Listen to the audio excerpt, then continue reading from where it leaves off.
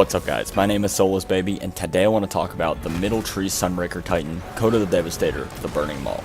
Now when I unlocked this subclass originally, I was super stoked about it, but it always just felt just a little bit meh in comparison to the other two solar subclasses, especially Top Tree Hammers.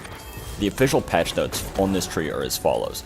Spin melee attack damage increased from 65 to 80 per hit.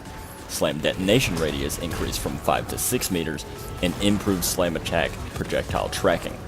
I spent a good bit of time with it, and I'm happy to say that I really do think this might actually be worth using now.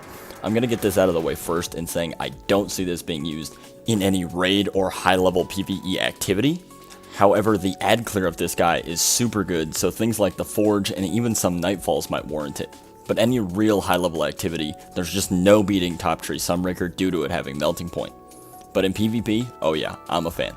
The added utility of having a throwing melee ability is so useful, and I'm so happy to see another class besides the Hunter having one, and with the addition of this subclass being viable, we can say that all three classes have a legit option to have that added utility without compromising in their supers, with the Hunter's entire Solar Tree having it, as well as Middle Tree Sunbreaker, Middle Tree Stormcaller with their own version of it. So the tweaks were super useful on this guy, and improved slam tracking is vastly improved. That thing will take almost a 90-degree turn on a bro. It's like a giant flaming colony round is the best way I know how to describe it. The increased slam radius is really noticeable, and it honestly feels like it got buffed more than 1 meter, but I'm sure they're correct in their patch notes.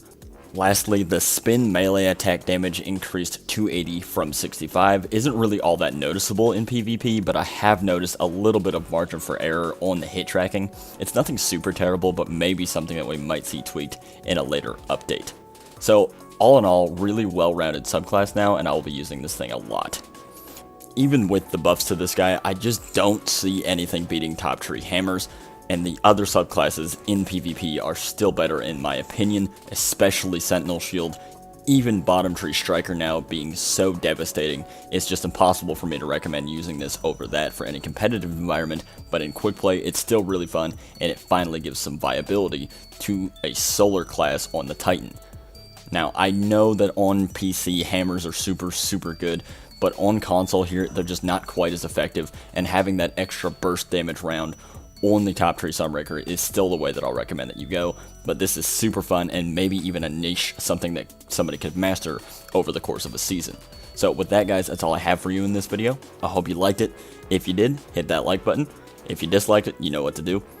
Leave me a comment underneath this video with how you feel about this guy and whether or not you'll be using him in any sort of competitive events. Subscribe to my channel for more Destiny content, and with that guys, I'll see you in the next video. Have a good one.